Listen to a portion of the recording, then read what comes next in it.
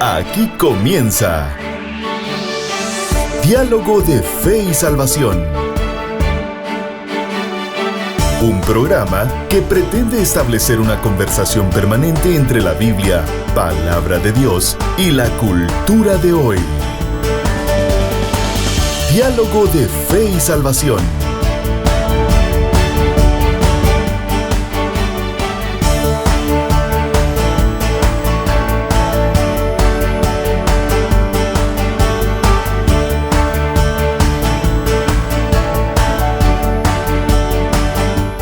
Saludos familia, bienvenidos a Diálogo de Fe y Salvación. Gracias por estar con nosotros en un programa más. Continuamos en nuestra serie Escolarizar no es educar. Bienvenidos a nuestro episodio 227 y hoy continuamos hablando desde una perspectiva bíblica y una propuesta desde este pequeño espacio, una propuesta de volver a un sistema de educación el cual pues contenga desde una perspectiva bíblica, natural, teológica, aspectos importantes para los niños y la juventud de hoy en día. Pastor, bienvenido, hermano Eddie, ¿cómo está? Bien, hermano Carlitos, contento por estar una vez más aquí en Diálogo de Fe y Salvación. Bienvenidos todos los que están con nosotros, los que nos acompañan, los frecuentes. Si alguien de ustedes también está por primera vez con nosotros, escuchándonos, pues les animamos a quedarse hasta ahora en la radio, en las redes o en el canal, por donde quiera que nos esté sintonizando. Le damos la bienvenida y le animamos a sumarse a la discusión. Estamos desarrollando con nuestro hermano Carlitos acá la serie Escolarizar no es educar, ¿sí? Y como guía, ¿verdad? Estamos usando el libro del mismo nombre del escritor Darrell Miller. Y la verdad es que tiene una propuesta interesante que nos puede ayudar a reflexionar. Y como siempre lo hemos dicho, ¿verdad? Como usted lo decía también al inicio, pues desde esta humilde mesa de diálogo, de conversación. El propósito es poner ideas en la mesa sobre las cuales podamos reflexionar y pensar, especialmente en algo tan relevante como lo es la formación y la educación de las nuevas generaciones, ¿verdad usted? Exacto. Y bien, pastor, vamos a plantear siempre dentro de nuestro material de estudio, ¿verdad usted? De Darrell Miller, capítulo 3, descrito siempre por la doctora Elizabeth Youmas. Y una propuesta maravillosa, pastor. La verdad que es fundamental y choca totalmente con el concepto de poder hoy en día. Y miren qué interesante. Cuando hablamos de la propuesta educativa, pastor, siempre planteándolo desde la perspectiva, recuerde usted que estamos analizando cómo en el principio, pues, los colonos, la gente que llega a las tierras norteamericanas, ¿verdad, pastor? Uh-huh. Siempre se ha tomado como referencia, por ejemplo, Harvard, que es uno de los ejemplos, ¿verdad?, que hemos planteado. Recordemos que pues, Harvard fue fundado, pastor, pues desde una perspectiva bíblica, como un instituto, si queremos decirlo así, tal vez no un instituto bíblico meramente, pastor, pero sí dentro de su marco teórico y fundamental estaba la escritura. Correcto. Y usted lo explicó pues ya en aquella cápsula que usted planteó sobre aún el logo, ¿no? Usted de Harvard en aquel tiempo, que tenía que ver con la revelación general, revelación específica, y bueno, y el intento del hombre, ¿no? Usted la razón de interpretar, ¿verdad? Pero es interesante observar que la doctora Youmas, pastor, plantea un punto maravilloso que creo que es digno de dedicarle algunos minutos.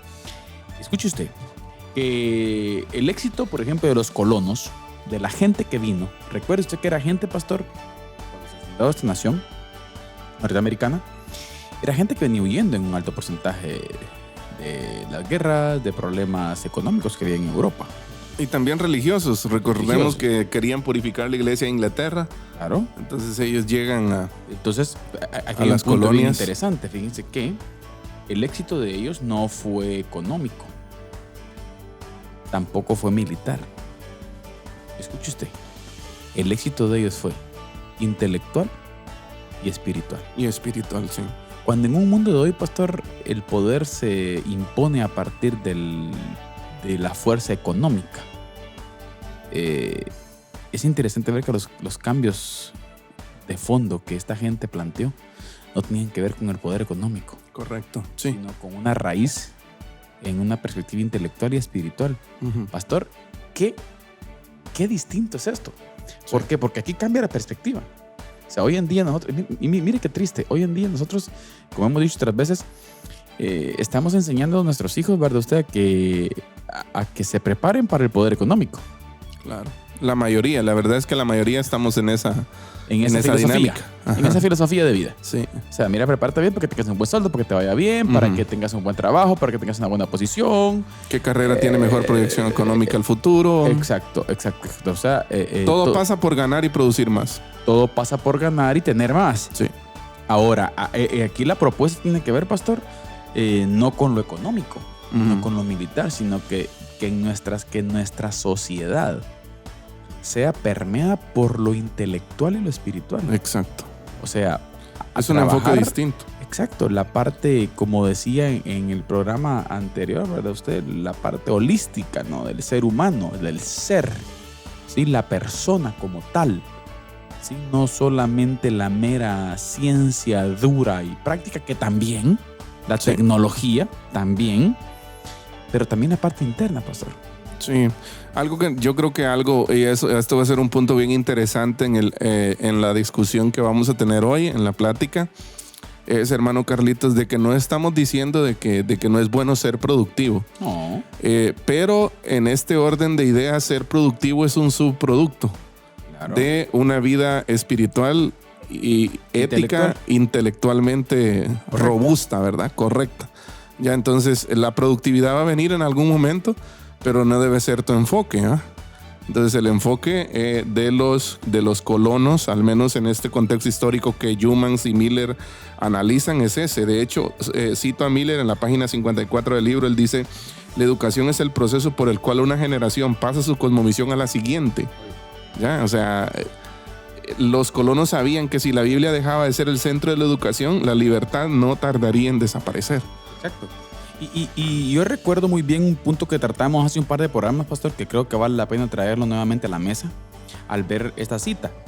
Que muchas veces nosotros desde una perspectiva cristiana también limitamos mucho a que la Biblia sea dialogada, la Biblia sea puesta. ¿Por qué? Porque tenemos miedo de interferir en un supuesto sistema laicista que los estados, entre comillas, plantean. Pero ya dijimos que siempre se gobierna a partir de una cosmovisión. Así es. ¿Ah? Siempre se cree en algo. Es mentira que el Estado no cree en nada. Nunca se parte de un estado neutral, Exacto. de una posición neutral. Siempre se parte de una forma de ver el universo, de una forma de concebir la vida, claro. Lo que nos rodea, ¿verdad? Lo que hay más allá, de dónde venimos, quiénes somos y a dónde vamos. Yo recuerdo muy bien una entrevista a un anciano, pastor. Yo hice una entrevista una vez a un anciano casi de 80 y algo años, que fue, esta persona fue de las patrullas de autodefensa civil. Expatrullero. Expatrulleros de autodefensa civil. Estoy hablando ya por los años 1940, 1930, pastor. Y yo le preguntaba, ¿cuál es la motivación específica para ustedes para defender la patria? Escuche esto. En ese tiempo estaba todo el rollo de la Unión Soviética y la expansión del comunismo en el mundo, ¿verdad? Usted estaba muy sonante eso. Escuche la respuesta de él y hagamos a un lado ideologías políticas ahorita. Solo se enfocó en una cosa, la cosmovisión. ¿Qué dijo él? ¿Cómo es posible que nos quiera gobernar gente que diga que Dios está muerto? Sí, pues. Simple. ¿Cómo es posible que quieran sacar a Dios de nuestra cultura? No lo vamos a permitir. Y lo hicieron mediante... Bueno, eso era lo que movía sus ya ideales. conoce la historia. Entonces, ¿qué es lo que queremos decir con esto, verdad? Usted, que siempre hay una cosmovisión detrás.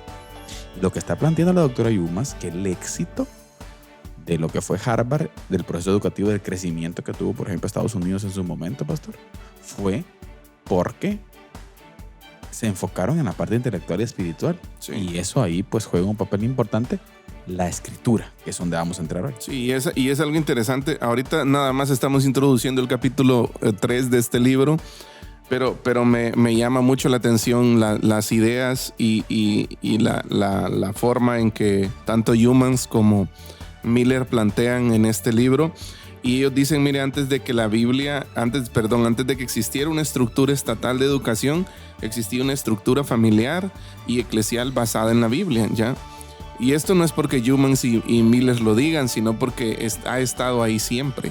Ya, la familia precede al Estado, la familia es mucho antes que las estructuras estatales de educación, ¿verdad? La educación, mire, no era un derecho. Hoy existe eso, ¿verdad? Derecho a la educación, pero la educación no era un derecho provisto por el gobierno, sino una responsabilidad dada por Dios a la familia, ¿verdad? Recupere ese punto. Exacto. Recupere ese punto. Vuélvalo a plantear, pastor, porque eso es digno de repetirlo. Entonces, idea número 1, ¿verdad? Exacto. Antes de que exista una estructura estatal de educación, existe una estructura familiar y eclesial basada en la escritura, en la Biblia. Exacto. ¿Ya? Entonces, el Estado no es el que primero empezó a proveer educación. Siempre, históricamente, fue la familia. ¿Ya? Esa es la idea número 1. La idea número 2 es la educación no es un derecho, no ha sido siempre un derecho, o no era en tiempos pasados un derecho provisto por el gobierno, sino una responsabilidad dada por Dios. Entonces, ¿En qué momento podría ser un punto investigativo? No es para hoy eso, pero se me viene a la mente esa pregunta, pastor. ¿En qué momento los estados, como tal, se interesaron en la mente de los niños? No estoy seguro. ¿En qué momento de la historia? Podría ser una buena investigación, es lo que lo quiero decir yo. Yo recuerdo muy bien, aquí hemos dialogado el ejemplo de Stalin en la antigua Unión Soviética. Y si usted se recuerda, tuvo, si no estoy mal, 1 u 2 intentos fallidos de la revolución. ¿Y qué pasó? No pudo. Pero en un segundo, ¿qué pasó? Bueno, vámonos a la escuela. Sí. ¿Y después de 30 años de escuela? Sí. Es que en las aulas muchas veces es en donde se define la cosmovisión y las ideas que dominan masas, ¿verdad usted? Exacto. ¿Ya? Entonces Miller cita, mire, que para 1700 la tasa de alfabetización en Nueva Inglaterra era casi del 100%. Estamos hablando de las colonias en Estados Unidos, ¿verdad? Y que en las primeras colonias. En el contexto de esa época, pastor, fue un hito histórico. Inédito. Porque eso venía, recuerde usted que la época medieval, 200 años más o menos Periodo antes, de analfabetismo terrible. pero espantoso. Si no estoy mal, pastor, más del 90%. Sí, hay no Creo tengo que el dato, datos, pero sí hay. Creo que hay datos de casi el 90% de la población mundial era analfabeta, pastor. Así es. O sea, qué triste. La reforma protestante y otros aspectos más que se dieron en ese tiempo ayudaron a esto. Y mire qué interesante la cosmovisión que ellos tenían. O sea, trabajemos con la mente de la gente y con su espíritu, porque eso va a traer fruto en el resto de cosas. Así es.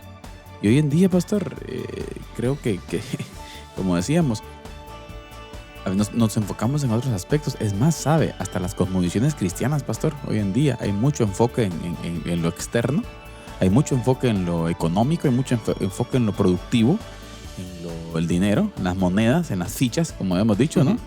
Pero muy poco en lo espiritual. Sí. Y ahí es donde está el detalle. Correcto. O sea, el objetivo es recordar esa parte. Por lo tanto, pastor, un análisis inicial que podríamos tener: educar no es llenar un balde con datos. Escuche, familia, educar es encender una antorcha con la verdad. ¿Sí? Con la verdad. Encender esa antorcha con la verdad.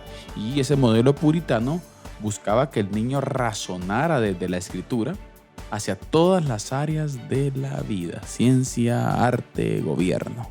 Exacto. Mira qué interesante, que es diferente la perspectiva. Sí. Muy distinta. Sí, definitivamente. Y es clave esta parte, ¿verdad? Usted, yo sé que es uno de los temas que hemos venido hablando, ¿verdad? Pero de alguna manera se está relacionado y está presente en cada uno de las líneas de discusión de esta serie. Y es ver al niño como imagen de Dios, ¿verdad? Lo último que veíamos el capítulo anterior. ¿Ya? Ver al niño como imagen de Dios antes que como una unidad productiva, ¿sí? Antes que un alumno de universidad, antes que un trabajador en una fábrica, antes que un usuario de las diferentes estructuras a nivel social. El niño es imago Dei. ¿Ya? Entonces, y cuando uno entiende eso transforma la forma en que usted y yo vamos a ver, educar y formar al niño, ¿sí?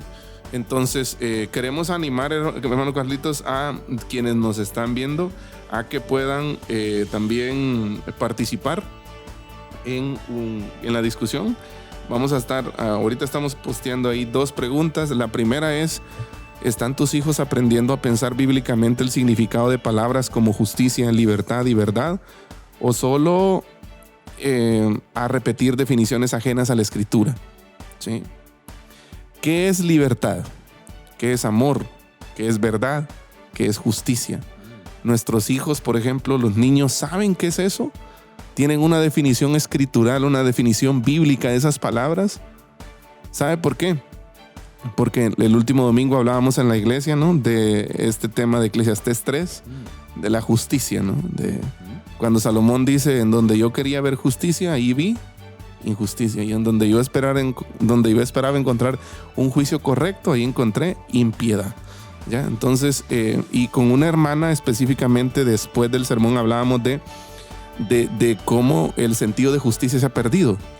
¿Ya? El sentido de justicia hoy en el mundo es algo vago, ¿sí? Y bastante vago. ¿Ya? Es algo como de ¿qué es justicia para vos? Pero el relativismo o posmodernismo, la visión posmodernista de la vida que en algún momento hemos abordado aquí también, ¿verdad? Exacto. ¿Qué es justicia para vos? Pero para mí no es.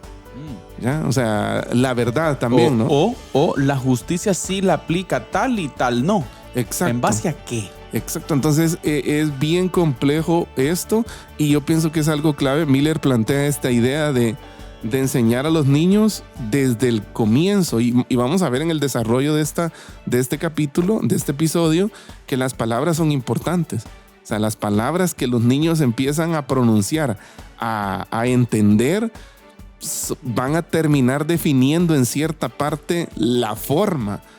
Tal vez no todo, pero sí bastante de lo que ellos van a entender, de la cosmovisión que ellos van a tener, de la forma en que ellos van a vivir la vida.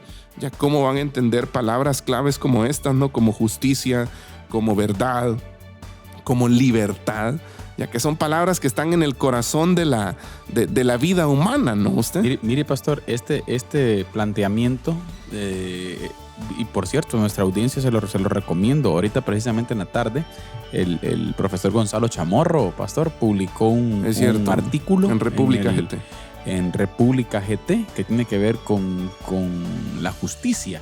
Y cómo la justicia viene a ser condicional en la libertad del ser humano. Sí. Y me encanta el planteamiento. Pero todo depende del concepto de justicia que usted tenga. Ahí va el detalle. Y lo que le quería decir que me encanta el artículo, pues vayan a buscarlo, por cierto, en la página de Facebook también Gonzalo Chamorro, él lo posteó.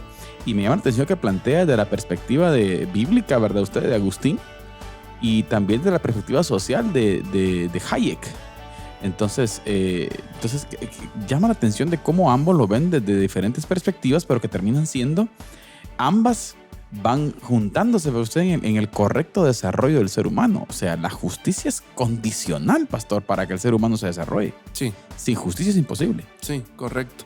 Entonces esa es la primera pregunta. ¿Están tus hijos aprendiendo a pensar bíblicamente el significado de palabras como justicia, libertad y verdad? ¿O solo a repetir definiciones ajenas a la Escritura? Segunda pregunta. Si saben leer, o sea, si los niños saben leer, pero no discernir los significados a la luz de la Biblia, ¿están siendo formados para la libertad o solo para adaptarse a un mundo cambiante? ¿Sí? O sea, recuérdense que estamos navegando en lo que en algún momento lo hemos hablado acá también, Zygmunt Bauman llama la verdad líquida, ¿no? Un mundo líquido, un mundo que ha perdido los absolutos morales, los absolutos éticos, ya casi no existe eso. Ya muchas de las cosas que nuestros abuelos practicaron en el pasado ya hoy son vistas como que no practicaron, o que ellos las veían como algo dañino para la sociedad, y fíjese, no porque necesariamente fueran evangélicos o cristianos, simplemente eran principios universales. Exacto. Ya, bueno, muchos de esos principios universales se han perdido, ya, y hoy se ve como normal. Ya, hoy estamos hablando de ideología de género, hablamos de aborto, hablamos de terians, lesbianismo, homosexualismo, y se ve como algo normal. De corrupción. Ya, y lo que la gente plantea es la evolución, ¿no? Algunos incluso a nivel estatal lo llaman el desarrollo. Los países en desarrollo son los que están haciendo esto, entonces también nosotros tenemos que hacerlo, ¿verdad? Entonces, no. Progreso. Ya, progreso, exacto. En nombre del progreso se está planteando un montón de ideas antibíblicas, irracionales, que rayan en el irracionalismo. Entonces es importante que desde niños, y miren, Yo creo que muchas veces subestimamos esta parte de los niños, porque uno podría pensar, pero es que los niños no saben discernir todavía. El problema es que los estás incubando en una cosmovisión errada. Exacto. O sea, tienen que ser inquisitivos, pastor. Hay que enseñarles a ser inquisitivos, que cuestionen, que pregunten, que analicen, que sepan de que hay un sistema que quiere permearlos. Así es. Pero ellos necesitan romper esa cáscara. Correcto. Entonces, bien, pastor, vamos a la cápsula del día. Vamos hoy a la cápsula hay cápsula según Eddie Osorio. Hoy viene un bombazo en la cápsula, citando al doctor Jordan Peterson, pastores. Así es, así es. Así que vamos a la cápsula del día, no se la pierda, familia, y pendientes ahí del dato. Así que, hermano Eddie, adelante con la cápsula del día. Diálogo de Fe y Salvación presenta la cápsula del día. La cápsula del día. ¿Estamos ganando batallas culturales mientras perdemos el alma de nuestra nación? ¿El alma de amigos? ¿El alma de familiares? Jordan Peterson ha lanzado una afirmación que debería hacernos temblar a todos. Esta afirmación dice: las ideologías son religiones lisiadas. Son sistemas que imitan la estructura de la fe, que exigen devoción y ofrecen culpables, pero que carecen de la capacidad de salvar. Si esto es cierto, entonces el modelo de la batalla cultural que en algún momento hemos planteado, donde el objetivo es aplastar al oponente, es un error trágico. Sí. Si la ideología ha dejado lisiado el pensamiento de nuestro prójimo, patearlo con argumentos humillantes es patear a alguien que ya está en el suelo. Hoy en la cápsula del día analizamos por qué este modelo de guerrero cultural o de guerra cultural debe rendirse. Debe rendirse al modelo de Cristo, al modelo del Redentor, que es un modelo basado en el Evangelio de la gracia y la verdad. Peterson argumenta, mire, que las ideologías son parásitos de la religión. Toman la necesidad humana de propósito y justicia, pero le amputan la trascendencia, la gracia y la verdad. El resultado es un individuo intelectualmente deformado, atrapado en una cosmovisión que promete, pero no entrega más que resentimiento y culpa. Relacionado con esto, quiero compartir con ustedes 3 ideas concretas. Primero, el error de la batalla cultural. En una guerra, el otro es un enemigo a destruir. Pero teológicamente el ideologizado es una víctima de un sistema de mentiras. Como dice 2 Timoteo 2, 25 al 26, debemos corregir con mansedumbre, esperando que Dios les conceda el arrepentimiento para escapar del lazo del diablo. Segundo, el modelo de Cristo. Jesús nunca se burló de la condición del lisiado. Al encontrarse con la miseria humana, su primera reacción no fue el juicio, sino la dignificación. Él no veía un problema que eliminar, veía una persona que necesitaba restauración, sanidad del corazón. Tercero, de la invalidez al seguimiento. Cristo no solo sanaba el cuerpo, sanaba la identidad. El modelo bíblico no es ganar el debate, es poner al hombre de pie, devolverle la capacidad de caminar en la verdad y finalmente invitarlo a ser un discípulo de Cristo. La verdad sin amor es crueldad y el amor sin verdad es complacencia. Cristo es la síntesis perfecta de estos 2 conceptos claves para entender el Evangelio del Nuevo Testamento. Un Evangelio de gracia y verdad. Para concluir, la batalla cultural nos ha hecho expertos en detectar el error ajeno, pero nos ha vuelto deficientes al momento de que nosotros tendríamos que mostrar la belleza de la gracia y de la verdad. Si queremos ver un cambio en nuestra sociedad, debemos dejar de ser verdugos de estas personas lisiadas ideológicas y convertirnos en agentes de restauración. Les dejo 3 aplicaciones para poner en práctica. Primero, cambiemos nuestro léxico.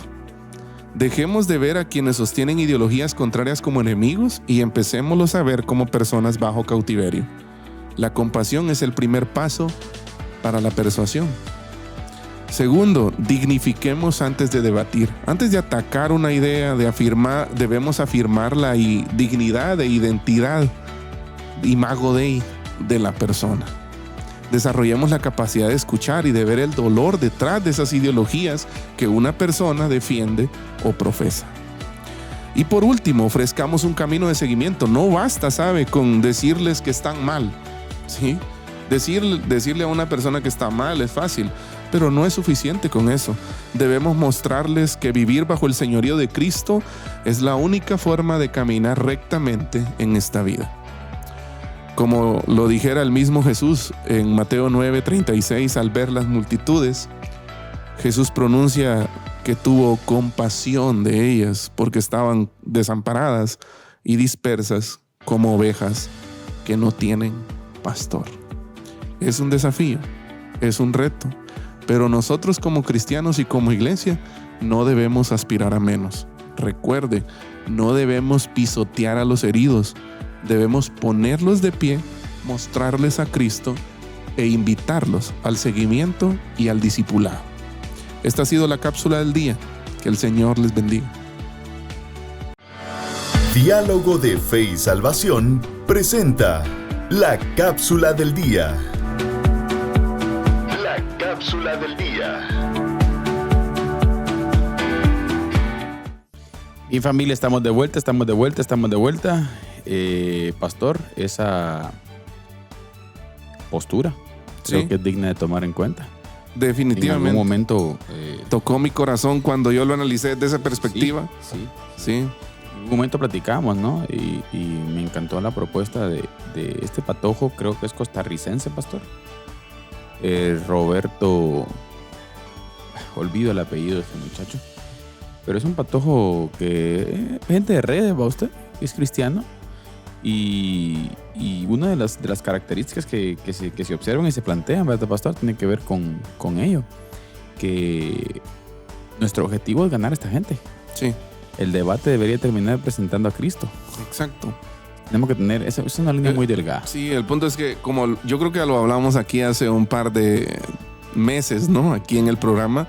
El tema es la polarización. O sea, en las redes se respira una tensión ideológica, ¿verdad usted? Mire, que muchas veces lo lleva, me empuja a mí a responder como no debe ser, a no mostrar, a quitarle esa belleza a la gracia. O sea, tal vez estoy buscando cómo gritar la verdad, pero en ese afán de gritar la verdad, yo pierdo la oportunidad de mostrar la belleza de esa verdad y de la gracia de Cristo, ¿verdad? ¿Sabe qué sucede también, pastor? Que estamos en un mundo, mire, que lo obliga a usted a ser parte de un bando. Exacto. Y hoy en día, alguien me preguntaba a mí ayer en la célula, por ejemplo. Mire, pero ¿usted qué opina de Trump? Sí, por ejemplo, ¿usted qué es de Trump? ¿Cómo así que soy de Trump? Simple y sencillamente, una persona hoy es un jefe de Estado y en algunas cosas yo comparto, otras no. Ajá. O sea, pero es que tiene que decir. ¿Cómo que tiene que decir? O sea, desde la perspectiva cristiana, pastor, como usted citó la frase de Lucas Magnin, Jesús es un potro indomable. Sí, yo sé que todos queremos a Jesús en el bando de nosotros, ¿no? Pero Jesús no puede estar en la ese derecha, bando. en la izquierda, centroizquierda, democracia. O sea, hasta los dictadores citan a Jesús. Maduro citaba a Jesús también. Exacto. Pero Jesús es un potro indomable. Jesús no cabe ahí. Ahora aspectos concretos, ¿verdad usted? Lo hablábamos hace día. Yo, por ejemplo, celebro las órdenes ejecutivas. Celebro las multas contra los hospitales que quieren hacerle operaciones y cirugías de cambio de sexo a los niños. O sea, yo celebro eso, pastor. ¿Sí? Pero hay muchas cosas que no puede uno ser sesgado totalmente, porque la gracia del Señor es abundante. Correcto. Es inmensa, pero bueno. Por cierto, pastor, recomendaciones a la gente. Jordan Peterson, un buen autor. Sí.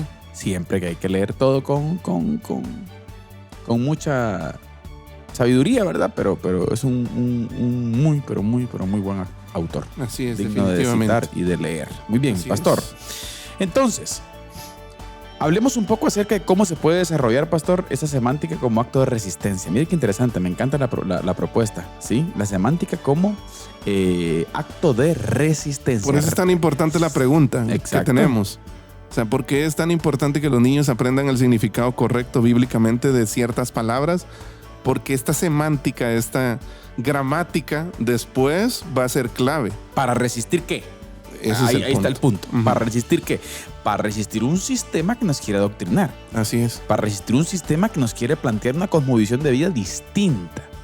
¿Sí? Pero como vamos a repetir, así como planteamos a Jesús como un potro indomable, pastor, también los discípulos de Jesús, nuestras mentes deben ser indomables. Indomables Correcto. en el sentido de ser ahorilladas Sí, es- o ser encarceladas en una De hecho, postura ideológica en específico. de hecho, yo creo que esa es la tensión del evangélico hoy, del cristiano evangélico hoy. Ajá. La tensión es ni izquierdas ni derechas, sino Cristo. Sí, Pero- es que tampoco, porque ¿sabe por qué? Porque estamos sumergidos. O sea, y una cosa es estar uno en un bando o ser ultradefensor de bandos ideológicos o ultradefensor de políticos en específico, pero tenemos que ir a votar. Sí, exacto. Bueno, y entonces ahí Sí. que tenemos que plantearnos en algún No, yo me lugar. refería a plantear una ideología como, Exacto. como Cristiana. como la que va a resolver las cosas. De hecho, No. al final de este capítulo vamos quizás a estar hablando un poco de Estado cristiano, ¿verdad? Porque lo que se está proponiendo no es un Estado evangélico. No, sino la transformación de las bases a través de principios y valores bíblicos, ¿verdad? Y que si el Estado quiere dar lugar a, pues hay que estar listos para. Exacto. Hay que estar listos para. Ahora, esta parte, hermano Carlitos, de la semántica como acto de resistencia, que es lo que plantea Miller, y a mí me gustó, la verdad, un análisis que hace de un escritor, de un personaje clave en la historia de la lengua, ¿verdad? Del lenguaje, que es Noah Webster. ¿Ya? Noah Webster y la guerra de los significados. Webster es uno de los inventores o de los escritores de uno de los diccionarios más sobresalientes Webster, a nivel mundial en la historia, ¿verdad usted? Y Webster, entiende que el control del lenguaje es el primer paso hacia la tiranía o hacia la libertad. Interesante. ¿Ya? El manejo de las palabras. Miller destaca que Webster incluyó citas bíblicas en casi todas las definiciones de su diccionario en 1828. ¿Ya? Eso.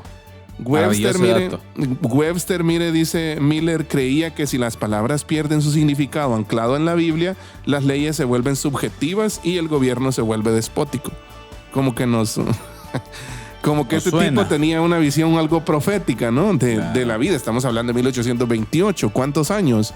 Estamos a 2026. Estamos hablando de 200 años. Ya. Y Webster ya veía eso. Ahora, ¿sabe qué? Me di la tarea de buscar el diccionario Webster. Está disponible en línea, ¿sí? O sea, está webster1828.com y usted ahí puede entrar y puede buscar la palabra que a usted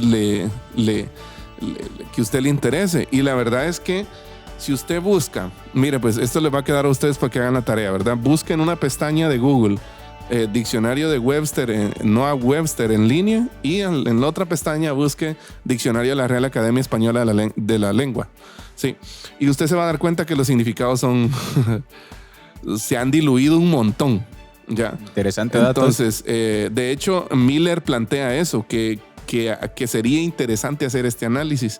Ya. Entonces, puede hacerlo usted incluso con sus hijos. Ya. Busque cómo Noah Webster plantea, por ejemplo, el término justicia.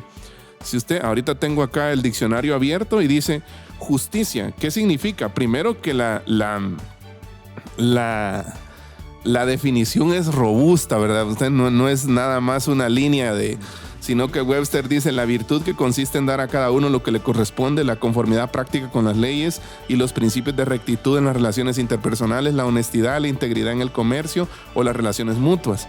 La justicia distributiva o conmutativa, dice la justicia distributiva pertenece a los magistrados, a los gobernantes, y consiste en distribuir a cada persona el derecho o la equidad que las leyes y los principios de equidad exigen, o en resolver controversias conforme a las leyes y los principios de equidad.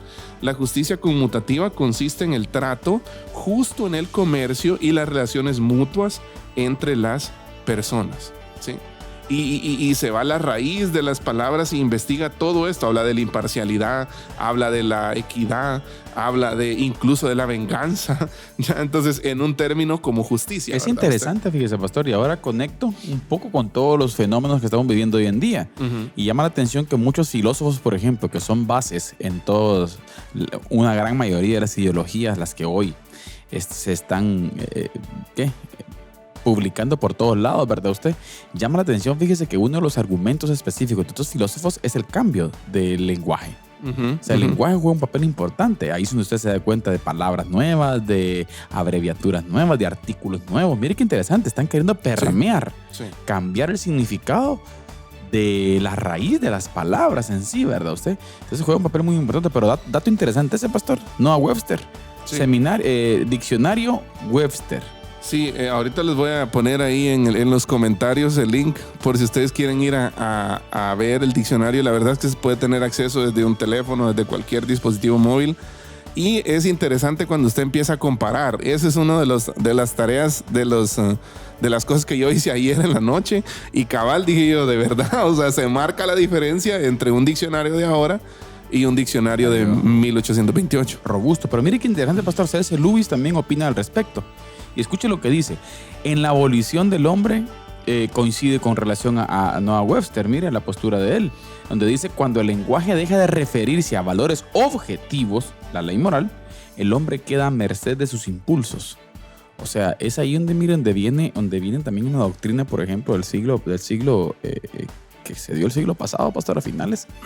Por ejemplo, la doctrina del zafaronismo, ¿verdad usted? Se le llama así, un pensador, si no soy mal, es argentino, en donde él plantea, fíjese usted, que tiene que ver la base del ser humano no está tanto en valores objetivos, reales, palpables, sino en sus sentimientos.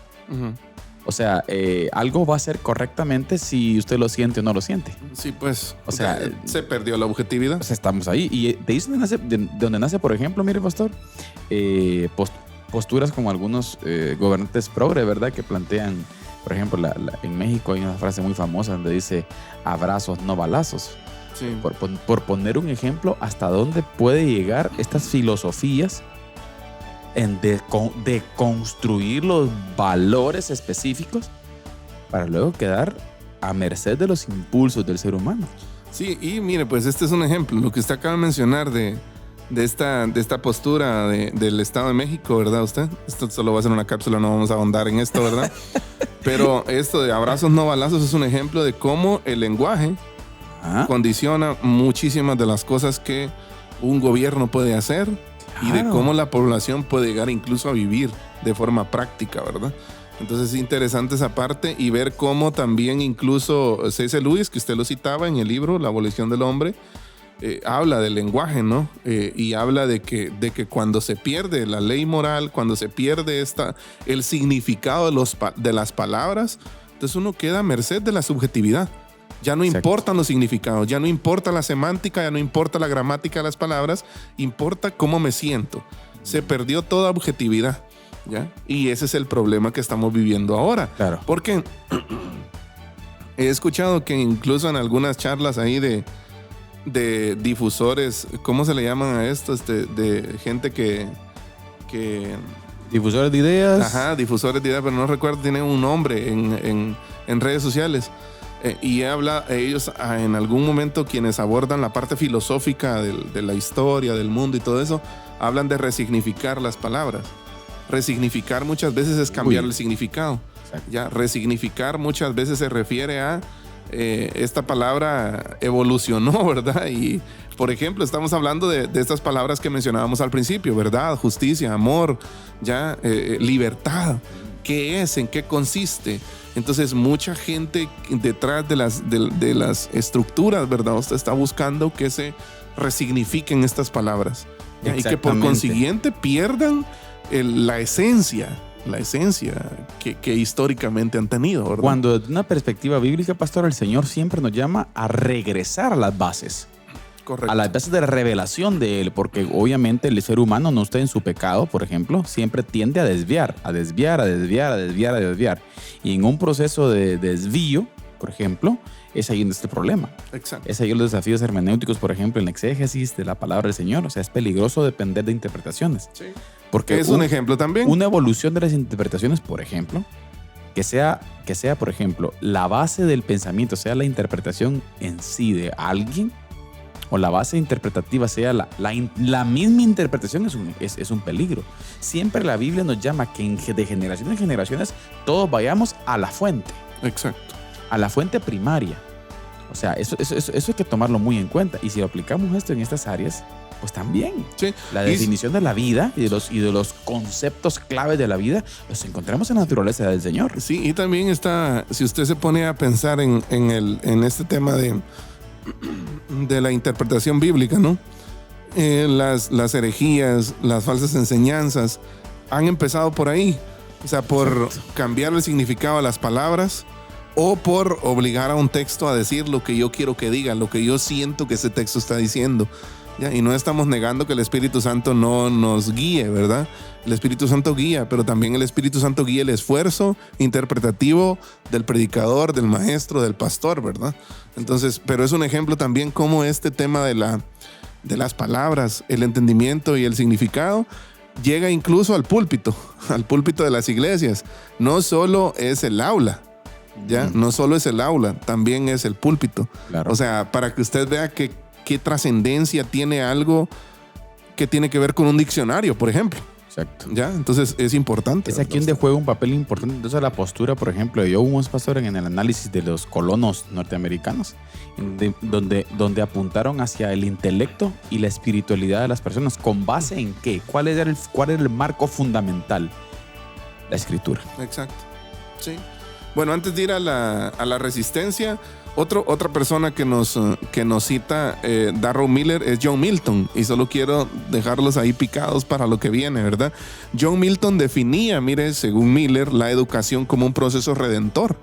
¿Ya? El fin del aprendizaje es reparar las ruinas de nuestros primeros padres. Buenísimo. Recuperando el conocimiento de Dios de manera correcta. Y lo que plantea John Milton es Cristo como redentor de la mente. Sí, y esta es una gran idea. Educar es un acto de discipulado cognitivo. Al regresar de resistencia hay que profundizar en esto. Exacto. Si Cristo nos redime también tu capacidad de pensar, tu capacidad intelectual de analizar las cosas. Enseñar a un niño a leer correctamente es ayudarlo a ver la gloria de Dios en la creación. Buenísimo. ¿Ya? En cierta forma, esto es también lo que veían los reformadores y por consiguiente los puritanos en las colonias. Ahora imagínese usted en Estados Unidos, ¿no? Que esta filosofía de vida la tengamos todos. Sí, sería la bomba. Que en cada casa tengamos esa que pegado así en la entrada de la casa. ¿Sí? Sí. Enseñar a un niño a leer es ayudarlo a ver la gloria de Dios en la creación. Sí. Interesante. Pero bueno, quédese con nosotros. Les recordamos que estamos abordando la serie Escolarizar no es educar. ¿Sí? Hay muy buenas ideas en discusión y hoy estamos hablando sobre algunas de ellas, de las centrales de este libro. Le animamos a que se quede con nosotros. Por lo pronto lo vamos a dejar con nuestro hermano Carlitos, que nos presenta la resistencia. Les escribo para exhortarles a contender ardientemente por la fe que fue entregada una vez y para siempre a los santos.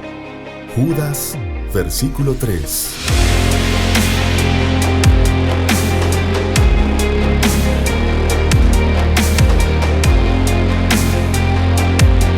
Diálogo de Fe y Salvación presenta La Resistencia. Saludos familia, bienvenidos a La Resistencia, este espacio en donde de una perspectiva bíblica abordamos los diferentes desafíos que la iglesia contemporánea hoy enfrenta. Y sin lugar a dudas, usted está viendo noticias, sin lugar a dudas, si usted tiene redes sociales, usted está viendo opiniones, usted está viendo unos que están de acuerdo con lo que hoy en día en el mundo está pasando, usted está viendo gente que dice que no, usted está viendo gente que celebra ya por las tierras de Medio Oriente, usted está viendo fuego, usted está viendo un montón de cosas, políticos hablar, políticos opinar, políticos decir que está bien, políticos aplaudiendo, políticos rasgándose las vestiduras. Vivimos en un mundo polarizado y no vamos a decir y no vamos a descartar, mejor dicho, que estamos en un mundo en guerra. El cual está pasando un momento complicado a nivel geopolítico, a nivel mundial, y es una lucha de poderes en donde, como vuelvo a repetir, hay muchas cosas en juego y muchos análisis que tendrían que hacerse. Es muy complicado plantearse o pararse en una postura concreta al respecto, pero hoy, desde la resistencia, yo quisiera que nos planteáramos en algo que sí la Biblia nos da lugar. Y así como algunos pudieran estar o no de acuerdo, así como algunos celebran que estos regímenes ayatolas caigan, mucha gente en Irán celebra, mucha gente dice que no.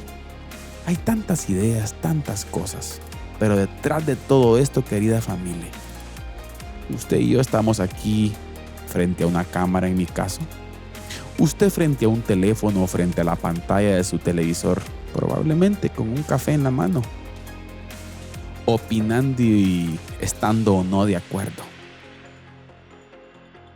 Pero, querida familia, detrás de todos esos conflictos hay niños llorando, hay niños sufriendo, hay niños sin comer, hay familias destruidas, hay muerte, hay sangre, hay almas yendo a la perdición eterna. Y si nos planteamos desde una perspectiva espiritual, hay mucha gente que está muriendo por causa de la dureza y el pecado del ser humano, por la maldad del ser humano. Y desde la resistencia hoy yo quiero invitarlos a que cada uno de nosotros, querida familia, roguemos al Señor por esta gente que sufre, por esta gente que está llorando, por esta gente que perdió todo, por esta gente que está huyendo probablemente, por esta gente que está siendo masacrada por causa de su fe, por causa de su forma de pensar. Oremos por los pueblos de Medio Oriente. Oremos por esta gente que está pasando un momento complicado. Y que Dios dé fortaleza y paz a esos corazones devastados probablemente. Por lo tanto, querida familia, desde la resistencia, hoy queremos animarle que usted doble rodillas, que doblemos rodillas, mejor dicho, y podamos orar al Señor por todas las personas, desde los más chiquitos hasta los más grandes, por los vulnerables, por aquellos que sin probablemente tener nada que ver están sufriendo terribles consecuencias. Familia, esto fue la resistencia. Pero no dejemos llevar por el desánimo ni por el temor. Recuerde usted, Cristo Jesús reina hoy. Él está en su trono y en el cielo todo está bajo control, y a su tiempo el Señor se encargará de poner las cosas en orden. Que Dios les bendiga. Diálogo de Fe y Salvación presenta La Resistencia.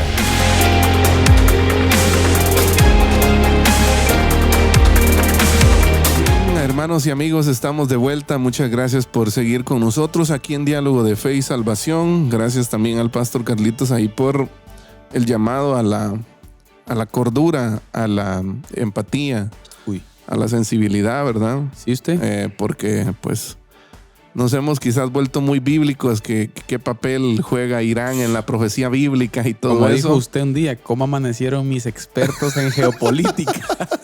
No, pero mire, pastor, con un cafecito. Pero detrás de todo esto que está pasando, hay familias destruidas, hay niños, hay un montón de situaciones, la verdad, lamentables, de gente que nada que ver, ¿verdad usted? Claro. Y que están sufriendo ahí. Entonces hay que orar por los creyentes allá y también por todas las personas, ¿verdad? Para que Dios pueda orar. Amén. Amén. Así es, pastor. Bien, pastor, saludemos a la gente que tenemos por ahí. Sí. Rapidito, que ya el tiempo se nos está yendo, pero un saludo especial a todos los hermanos que nos ven por los diferentes medios, por las diferentes radios, pastor. Radio Cultural Amigos, Radio Alternativa, FM Vida también, pastor. Gracias a todos los que nos ven también por las diferentes empresas de cable, por el canal Amigos TV. Gracias siempre Amigos TV por ese apoyo. Y por las diferentes, en otras empresas también, pastor, diferentes lugares. Honduras, Franja Transversal del Norte, Petén, Zacapa, Puerto Barrios, Izabal. Bueno, saludo especial a todos los donde hermanos quiera que usted nos esté sintonizando, que nos escuchen, y a los que podemos ver aquí a través del Face, como decimos, pastor. Saludos a hermana Miriam Esperanza Vargas, pastor. Siempre pendiente, fiel oyente. La hermana Miriam, yo creo que ya entra en el club de la panita, pastor. La panita de fin de año, hermana Miriam. Juan Mellado no lo miro hoy aquí, no sé. Bien, ahí Por ahí estaba. está. Estaba desde el principio, estaba ahí. Fue el primero que se conectó. Hermano Juanito, saludos, hermana Rebeca Orellana también, allá por allá chineando. Saludos, hermana Rebeca. Hermana Jenny Najarro, pastor. Saludos especial a hermana Jenny y hermana Lili de Figueroa también ahí pendiente. Muchas gracias, hermana Lili. Saludos. Chechita Orellana también, pastor. Checha Orellana Bracamonte está con nosotros y un saludo especial a él. Sí, por ahí, también pastor? Tenemos a Eric Sosa. Bueno, tenemos algunos comentarios de algunos hermanos. Creo que Germán Vargas Campos, que es hermana Miriam, ¿verdad? Dice, hoy nos comenta sobre el tema que estamos hablando. Dice, hoy en día niños y jóvenes no razonan, no tienen criterio propio, la IA hace todo, dice, ¿verdad? Y es cierto, muchas veces lamentablemente conceptos saben, pero dichos conceptos se han perdido a la hora de aplicarlo a nuestra vida diaria. Dice también hermano Eric Sosa, dice, amén hermanos, lo principal es tener a nuestro Señor Jesucristo en el centro de nuestras vidas, dice. También Pastor, por cierto, solo hermano, para tomar en relevancia el comentario de hermana Miriam y aprovechar con la gente, ¿verdad? Que está pendiente. Después de esa serie nos ven una seriaza. Hablemos de la IA. De la inteligencia artificial. Vamos a hablar aquí en el programa. Vamos a hablar de la IA, sí. No sé qué vamos a hacer, pero... También hermano Philly Bustamante también nos comenta, dice, saludos hermano, muchas gracias por estar siempre con nosotros. Y así he visto también hermano Ricardo Solano, hermano Juan Mellado, hermano Kevin Omar Sandoval también, muchas gracias. Shirley Mayorga. Arlen. Ajá. Sí, saludos hermano. Saludos Shirley, muchas gracias por estar con nosotros. Como dirían en Shusho, pastor, la Shirley de Walter. Cabal. Saludos, y Pastor Rudy Orellana, el Plan del Morro, gracias por estar con nosotros. Lamentablemente no podemos ver a alguien más si está por ahí, pero si usted quiere ir una mención. Sí. Saludos especial allá a la colonia Minero, pastor, siempre pendiente del programa. Saludos. También por ahí vi también que se agregó hace poco a uno de nuestros canales de transmisión, Josué García, Beyman. Saludos, así que Beyman, muchas gracias por estar con nosotros. Dios te bendiga. Y seguimos. Pastor, palabras finales. Hemos llegado casi al final. De verdad. Pero regresemos. Señoras y señores, esta experiencia de esta gente, porque es algo palpable, visto, y hoy en día todavía lo vemos, el desarrollo que estas potencias tuvieron, pastor, fue a partir de criar cerebros enfocados, pastor, o un desarrollo de las personas en lo intelectual y en lo espiritual. Así es. Y como el marco fundamental, conceptual y filosófico de la vida, era la escritura. Así es. Volver a la esencia de la escritura. Y pienso que un buen punto concluyente, hermano Carlitos, y aplicativo en todo esto es precisamente este análisis que hace Miller, derivado del pensamiento de John Milton, ¿no? Cristo como redentor de la mente. Buenísimo. Sí, Cristo como redentor de la mente. Educar es un acto de discipulado cognitivo. Si Cristo nos redime también nuestra capacidad de pensar, redime nuestro intelecto. Muchas veces reducimos nada más la redención a temas espirituales, pero la verdad es que la redención es completa, es integral, que ni siquiera deberíamos decir integral, ¿verdad? Porque la redención abarca todo, todas las áreas del ser humano, pero es necesario decir integral muchas veces porque se ha perdido, ¿no?, ese enfoque. Ya, y muchas veces lo dejamos nada más en una esfera espiritual. Pero cuando yo veía esta parte, este análisis de Darrell Miller, inmediatamente yo pensaba en Romanos 12. Claro. Cuando Pablo dice, no se conformen a este mundo, sino transfórmense. Pero ¿cómo? Mediante la renovación de vuestro entendimiento. Cristo como redentor de la mente. Buenísimo. Cristo redime nuestro intelecto, nuestras ideas, nuestra forma de pensar. Imagínese usted el potencial de una mente redimida en Cristo. Es brutal, enorme. Usted puede llegar a hacer cambios estructurales y transformacionales, pastor, en donde esté. Correcto. Con la mente de Cristo. Así Bien, es. Pastor, gracias por haber estado con nosotros. Gracias a todos. A toda la familia por la familia Diálogo de Fe y Salvación. Muchísimas gracias. Esto fue Diálogo de Fe y Salvación, pero no queremos irnos sin antes recordarle que la verdad no solamente puede ser corrompida con la mentira, sino también con el silencio. Que Dios les bendiga. Amén. Diálogo de Fe y Salvación. Temas actuales a la luz de la Biblia. Muchas gracias por acompañarnos en esta edición. Hasta la próxima.